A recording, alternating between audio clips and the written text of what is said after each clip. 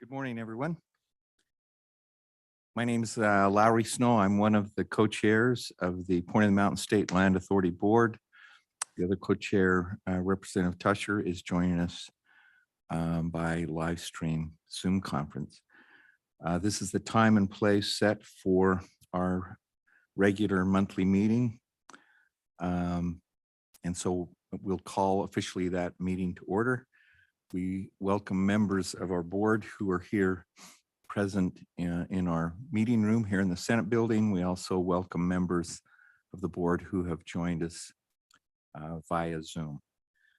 We welcome our consultants who are here, and we also welcome the public who may have joined us as well. Thank you for doing so. It's a public meeting. So, excuse me. In the way of update for members of the board and for anyone listening, this has been a busy time for POMSLA, especially for our staff. Alan and his team has kept up an incredible pace since July. We now approach some critical milestones. Among other things, demolition continues out at the site, which is now 75% complete and ahead of schedule. We have held a series of day-long negotiations with IPP, which have brought us much closer to reaching a development agreement. Part of that process, we've engaged an appraiser to help refine evaluation process, which is going to be really important. We've completed the design drawings for phase 1 infrastructure, collected nearly 2,000 survey responses regarding an iconic feature at the point. We've re-engaged with Aspire program at Utah State University to partner on opportunities to electrify the transportation system, created a community advisory committee composed of stakeholders living near the site to help us respond to neighbors' concerns, evaluated and responded to project proposals, refined plans with utility providers, coordinated with landowners of an adjacent development, refined the phase 1 concept plan, worked with our partners at USHE on plans for the Convergence Hall, which are really exciting, by the way, and other aspects of the Innovation District. We've received responses to an RFQ to begin the process of developing an arts master plan, and we've met with stakeholders and media outlets. All of that accomplished since our last meeting here. You'll hear more about some of those issues today as part of our regular agenda. The next part of our agenda, item number 2, is to receive public comment. As we all know, this is a public body or a body that counts to the public. The point is a public project. As a board, we have responsibility to ensure that this project reflects public values and provides broad public benefits. We also value the members of the public and their input. In fact, to date, something like 16,000 Utah residents have already shared their priorities and ideas for the project, and their feedback has helped guide our planning. So at this time in our agenda, we would welcome public comment, provided that we follow the procedures on the agenda. So those who wish to speak, I don't see anyone here in our meeting from the public. If there's anyone there that has joined us via Zoom, and if you wish to speak, if you'd raise your hand and we'll recognize you. I'm getting word from our technical folks that no one has availed themselves of that opportunity. So we'll move on with the agenda. The next item on the agenda is to approve our minutes of our last meeting held July 18th, 2023. I think CC has done a great job in keeping those minutes and also getting them out to members of the board for us to review. So with that, I would entertain a motion with respect to the July 18th meeting. So moved. Thank you, Dave. It's moved. And do I have a second by Ryan? Moved and seconded that we approve the July 18th, 2023 board minutes. All in favor of that motion, say aye. Aye. Any opposed, say nay. I'll rule the motion carries. Thank you. The next item on the agenda is to look at fiscal year 2023, our financial closeout, and also look at revising our 4-year 24 budget. As I think most of us know, we have completed the fiscal year at the end of June. That's the way, that's when our fiscal year runs. Don Willie is here with us, who is our Deputy Director. He oversees operations, has reviewed the financials for the year with our Finance Committee, and we're going to turn some time to him in just a minute, have him share those with the board. My notes indicate that I get to make a spoiler alert here. It's worth mentioning, I think, by the co-chair. We came in well under budget. Thank you, Alan, Don, and your staff. That's worth mentioning. And in this day and age, with government funding, that's a real positive thing. We appreciate the outstanding support of GOEO staff, who has also helped prepare the financials. In addition, the adjustments to the FY23 financials increase the carryover into FY24. And at the conclusion of this discussion, we will ask this board by motion for an action to approve the updated version of our FY24 budget reflecting the adjustment to our revenues. So with that, Don, we're going to get you a mic on and we will turn the time to you. Thank you, Chairman. Thank you for that spoiler, right? Good news. We love hearing that. Of course, making sure that we are doing the most we possibly can with taxpayer funds on this incredible project. So just to start, we want to go through our FY23. We had hoped to have this previously, but just with year-end reporting, we were waiting for some final numbers to come in. And so we appreciate the support from the Governor's Office of Economic Opportunity team. They provide a tremendous support to us in helping to manage the back end side of our budget and to help with processing. So this is our closeout for FY23. As you can see with our actuals, our original budget, 12,246,000, and our actual at 12,874. I just want to mention from the revenue, the adjustment that we did make, we didn't realize this until we were going through closeout. We were awarded a grant through the Governor's Office of Economic Opportunity to help with our public arts master plan. That award was made, but the funds were not dispersed. And so that will also cause the change that we need to approve our 2024 budget to recognize that revenue on there. But that's the big shift that we saw and allowed us to accommodate for those increased expenses. So what you see in our budget, in our revenue, you'll see that increase of the 500,000 from that grant. That did bump that up to 12,874,000. So that is now recognized in FY23 with carryover into FY24. Overall, we were able to come in under budget pretty much in every line of our budget here. However, we did have some overages, some which we anticipated, of course, with the workload. Our legal fees, of course, were a little bit high. We've known that throughout the year. And then some minor things, office supplies, right, with staff transition. So we had a few areas of overage. Overall, though, we came in 1,366,000 under budget. So really in a great position, of course, moving forward with that revenue now carrying forward into FY24. With that, are there any questions regarding the FY23 budget? I know I've had a chance to look through these in your packet. Any questions from board members for Don? No one online and no one here indicating an interest in speaking. I think you may have answered this already, Don, but with respect to the grant monies that come over from GOEO, I'm assuming those remain earmarked with us for a particular purpose. Would you mind kind of explaining at least what we anticipate that being used for? Absolutely. So that 500,000 that we received in the grant is for our public arts master plan and the focal point, which is the art feature, a art feature that we would like to have at the site, something iconic. And so this process has been underway for the last year.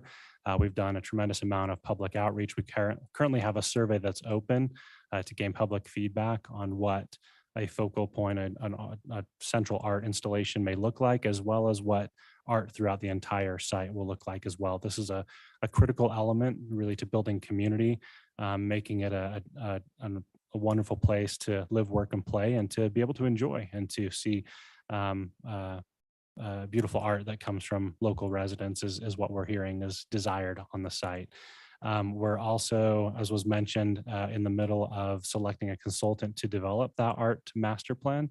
And so that grant helps to fund building that master plan and then being able to deliver that.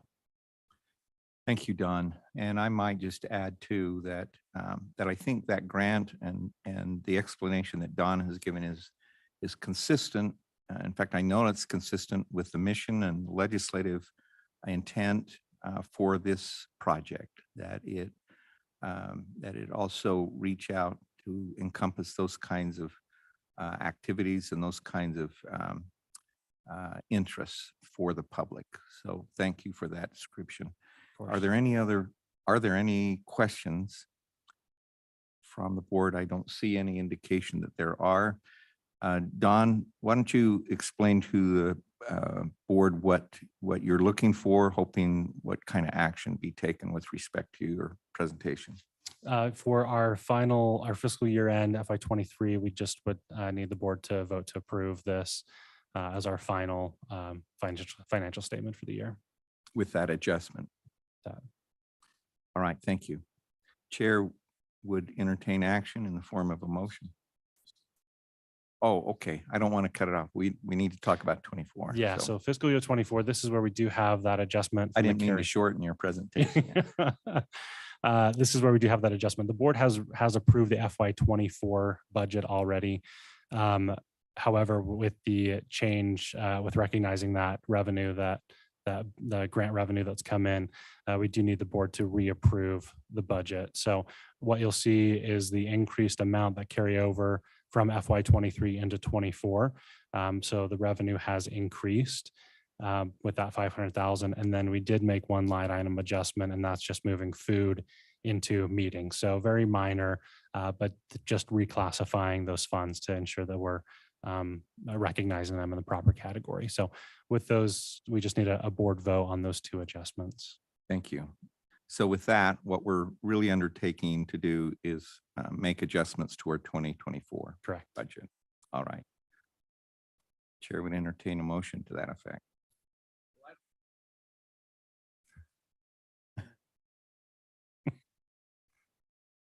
Thank you, Ryan. It's been moved that we approve the adjusted FY 2024 budget. Do I have a second to the motion? Thank you. Jim, you seconding the motion. Ryan, you wish to speak to the motion? Or? All right. Any discussion to the motion? Not seeing any request to speak. I'll place the motion for a vote. All in favor of the motion that we make the adjustment to our FY24 base budget as described by Don Willie, please say aye. Aye. Aye. Any opposed, say nay. I rule that the motion carries unanimously. So thank you, Don, for your Thank you. presentation. And Do you mind if I make one more comment? Certainly. I just want to recognize our finance committee. Jim and April have been so great to be able to dig in deep with this, really recognize areas where we want to add a little more scrutiny in our budget. And so just want to share our appreciation for their, on top of what they're already doing, their extra service to reviewing these financials and making sure that we're in line and as transparent as we expect. Thank you. And that includes a couple, I think, members of our board, does it not? That's it. Who Yeah. are they? Yeah, Jim and April are the two on the committee. Okay. Thanks, Don, for your presentation. Thank you. Next item on the agenda, item number 5, is to undertake and take action with respect to repealing the project proposal evaluation process. The board will consider repealing the project proposal evaluation process, which was very early on designed to evaluate proposals before a selection of a master developer. So I'm going to turn some time to our director, Alan, to talk about this issue, and then we'll consider action. Thank you, Mr. Chair, and thanks to all of you for being here and participating. As you know, a couple of years ago, you suggested that we have a process set up so that before we had a master developer in place, if there was a meritorious concept that came in, we would have a way to formally evaluate that and be able to take action and not be constrained by not having the developer in place yet. That's a process that set up 4 steps. One was kind of a internal review with staff to meet basic requirements. Secondly, to go before the board, get board approval to move ahead. The third was showing proof of concept, and fourth, incorporating it into our plans. As we've discussed, we've been making tremendous progress on the development agreement with Innovation Point Partners. We would not be in a position now to start a separate parallel process for approving any kind of proposal that came in. And so at the last meeting, you had suggested that it's probably time to repeal that independent parallel process as we head into a process under the development agreement that we'll talk about a little more later, but allows us to consider project proposals that come in independent of that phase 1. So I think you're generally aware of that background, and I'd be happy to answer questions, but the proposal is that we repeal that independent process, and we're going to use some of the steps that have been outlined in the internal process that we'll be setting up within the development agreement framework. So it'll still be valuable, but just not an independent process. Thank you.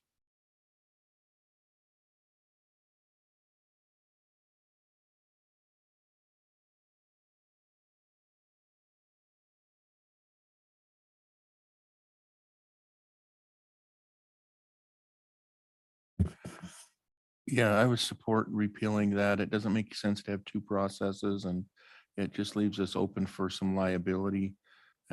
We have a pretty good sub-campus process laid out that will be implemented with the development agreement, and I think it'd be make much more sense to go through that process.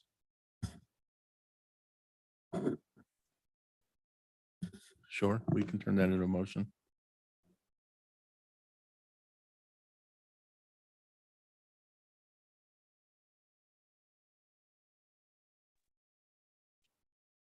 Chair Snow, we can't hear you. Is that better? I apologize. I turned off my mic. I was saying I recognize Jim for comment. He made a supporting comment. I said it sounded like a motion. I said we'll come back to him to consider making that motion, but I wanted to give a chance for the board to ask our director if they have any questions about his statements or what he is suggesting we do here. Let's go to Mayor Walker. This, of course, there's still opportunity to work with the master.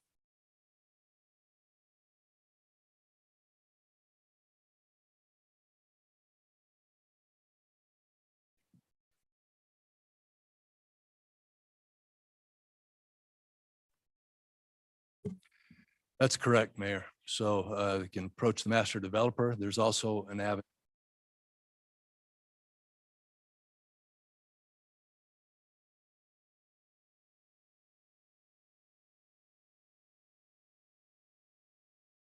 Yes.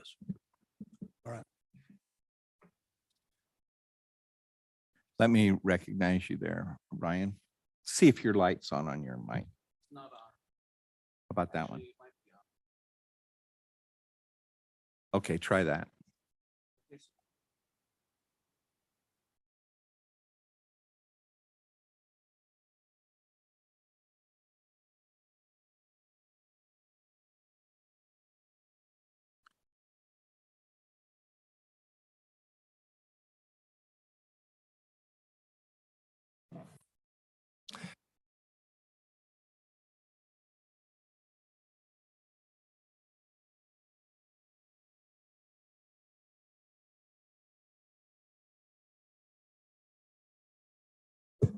All right, we'll try that again. Under the terms of the development agreement that's being drafted, yes, if IPP did not want to proceed with a particular proposal in phase one or independently, they could work through the board and we would have the opportunity to pursue that.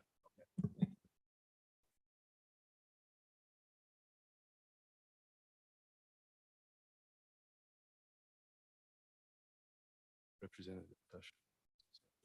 Representative Tusher, go ahead if you'd unmute. Yeah. and speak. I don't have anything to the merits of this discussion other than online, we haven't been able to hear the comments. So we didn't hear what Mayor Walker said or what Director Starks said. We heard like the first 5 seconds and then it went out. We're having a few, thank you, Mr. Co-Chair. We're having a few problems here with our mic, so I appreciate you saying that. I'm going to go back. We're going to end up, I think, going back to Jim in any event, and he can repeat, but let's go back to Mayor Walker and see if you'd like to ask Is your it question. working now? Yes, should be. Well, my question was I wanted to make sure, and I understand that what we're doing is, this is just closing down the independent silo opportunity of the independent track of a subcampus, but there's no preclusion in this, in what will ultimately be, Jim's motion, that you can participate in a subcampus if you can just work in with the master developer. That was my question, or, I mean, I think that's where we're headed. That's what I would like to see. But I do like the fact that we've kept it under the master developer. I think it's less confusing and more focused and gives everybody a fair playing field. I added to what I said before that you didn't hear. Thanks for repeating that. And I think Alan responded to that. And Jordan, excuse me, Representative Tusher, did you hear Ryan's comment? We didn't hear Ryan's, but we could hear Mayor Walker right then. Okay, would you mind, Ryan, again? Can you hear me okay, Representative? There we go. That's working. Thanks. Great. So I just asked the question that if we were to do this, that are we handcuffing ourselves? If we were to receive a separate sub-proposal, could the board override an IPP decision? Meaning, if somebody submits an idea to IPP, perhaps you would consider that, IPP would not want other proposals, but could the board override that if we received a proposal that we felt was in the best interests of Palmsla? And Alan, our director, reported that the board still has the authority, independent of IPP, to make that decision if and when it ever came. Yeah, I might just clarify that that's the case, although there's some constraints within it to ensure that we're not doing something that's directly competitive and would undermine their vision. Thank you. Thank you all. Let's go to, well, let me get back to Representative Tusher. Does that help answer the question, or is there any other comments that you missed? Yeah, I just have one question. Okay. To clarify the motion. So anyone that has gone down this independent path is part of the motion then that they'll just automatically move over to the IPP path, or what happens with any existing applications? Alan? Thank you. Yes, the proposal is that I think we've had one group that started down that path, and as this board decided in the last meeting, they would just pursue the course set up in the development agreement, and the work that's been done to date is directly relevant to that process. Great. I just wanted to make sure that was clear. Thank you, Representative. Let's go back to Jim. I just wanted to make an additional comment because I heard someone say about IPP having approval. They don't have approval of the development. That's for the board here. I just want to make it clear that this process would do really a couple things. It would give us the opportunity to allow the developer to look at the merits of the proposal. And they would be doing that kind of on our behalf. But the other part is that it gives them the right of first refusal, to the opportunity to negotiate with the developer. If they can't negotiate with them and that doesn't work, it doesn't mean the deal's dead. It goes to, there's another process for that right now. And so it's just, it's not that they get to approve it. They get to see if they can work together with them in the best interests of both parties. And then if not, then we move to another process. So they're not approving anything. We're not giving away anything here. We're just trying to consolidate that to one process so we don't have two parallel paths at the same time. And with that, would Thank like you, me to make a Jim. Let me motion? just say as a follow-up to that, Okay. The developers right to look at that and see if they can approve it. It's a two-way street. In other words, the person or the entity making the proposal can see also if IPP can work with them. If that doesn't follow through, the state will reserve the right to move forward. So I agree absolutely with what Jim said, that we retain those rights and our discretion to move forward independently. So with that, Jim, you have a motion? Yeah, I would move that we eliminate the alternate multi-step process for development proposals outside of the development agreement. And we, in lieu of that, go through the process, the sub-campus process that's been discussed and put in place, and eliminate that parallel path. Thank you, Jim. Making the motion, seconded by Mayor Walker. We're going to have some discussion on the motion or open an avenue for that discussion. April, you have your hand up. Do you have a question or a comment? I have a question. So if somebody comes with a proposal and let's say it's like clearly on a little piece of land that they're interested, that is not in the phase that IPP is working on or has been approved on. So let's just say this is 600 acres and somebody sees like a little 10 or 15 acres in a corner and they're saying, I want to bring I'll use the word stadium or something there. And it's not in the phases that IPP is currently working on. How do we have them work with IPP on that? We're going to ask Ellen to respond. Thank you, April, for that question. Under the terms currently in the draft development agreement, again, haven't been fully adopted yet. But as Jim outlined, if somebody came in with a proposal, our master developer would have the opportunity to negotiate a deal either in phase one or potentially outside. If they pursue something outside of phase one and they and the proponent reach an agreement, then it comes to the board for approval. If they did not reach an agreement, then there's an opportunity for the proponent to work directly with the Point of the Mountain State Land Authority to put together a deal outside of phase one. And we could do that again within those constraints that are set up, limiting direct competition. So the avenue is available, yes. And then one more question. We have some caps on how much acreage, if IPP is successful in the first phase and can get additional acreage, eventually there's some caps that have been going into that agreement. So if they got to those caps and we're currently working on, let's just say several hundred acres, and somebody comes with a different proposal, then at that time, it wouldn't necessarily have to go through them. And as a board, we can make a different motion or a different decision. I think as I understand it, the master developer has initial rights to phase one, which is about 100 acres. There are provisions that allow them to meet performance standards and earn the right to a second phase that would be no less than about that 100 acres. That does not constrain our ability to approve projects on the balance of the acreage at the site. Okay, that's great. Thank you.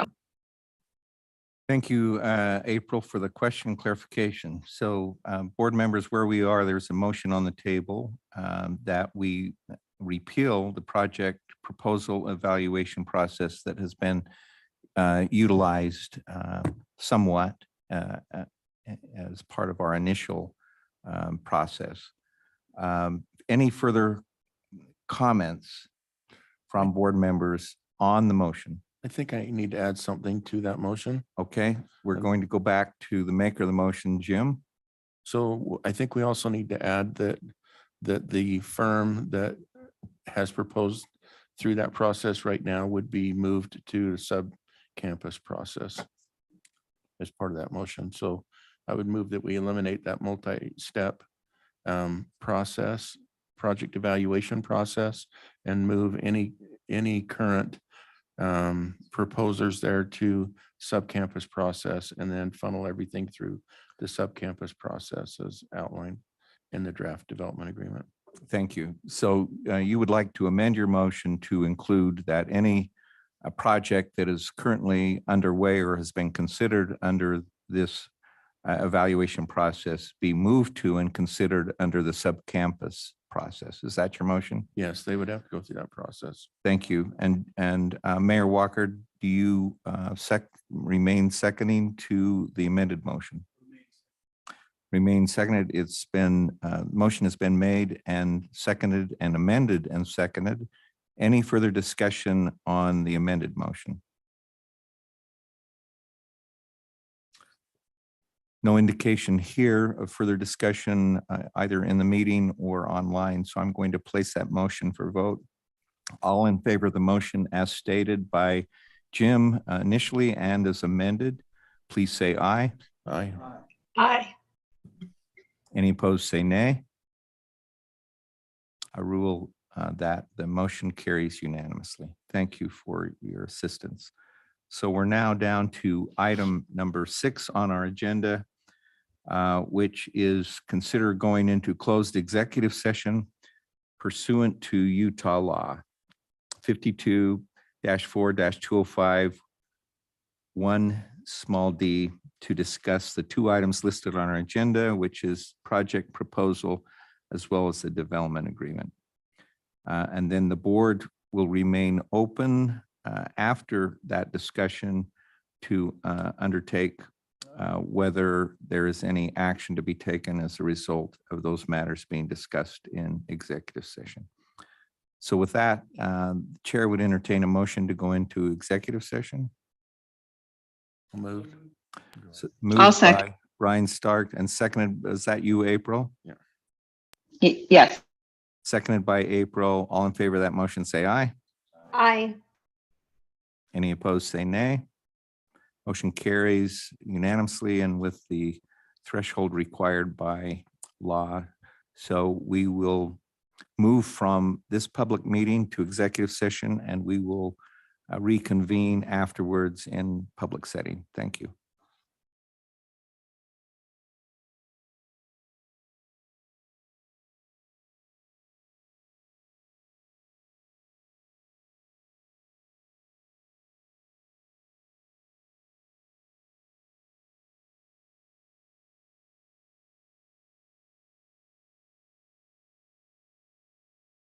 Rich to know.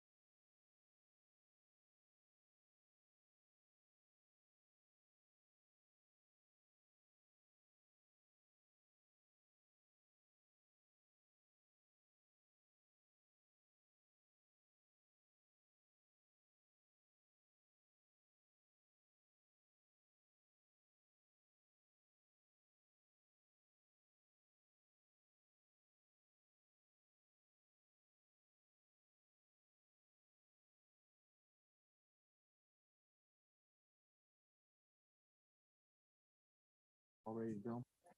Do we have some of our folks back online?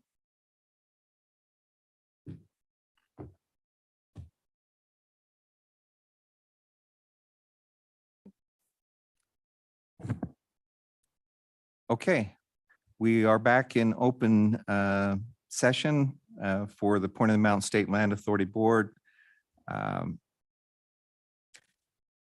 There is no action to be taken as a result of our closed session, so the chair would entertain a final motion.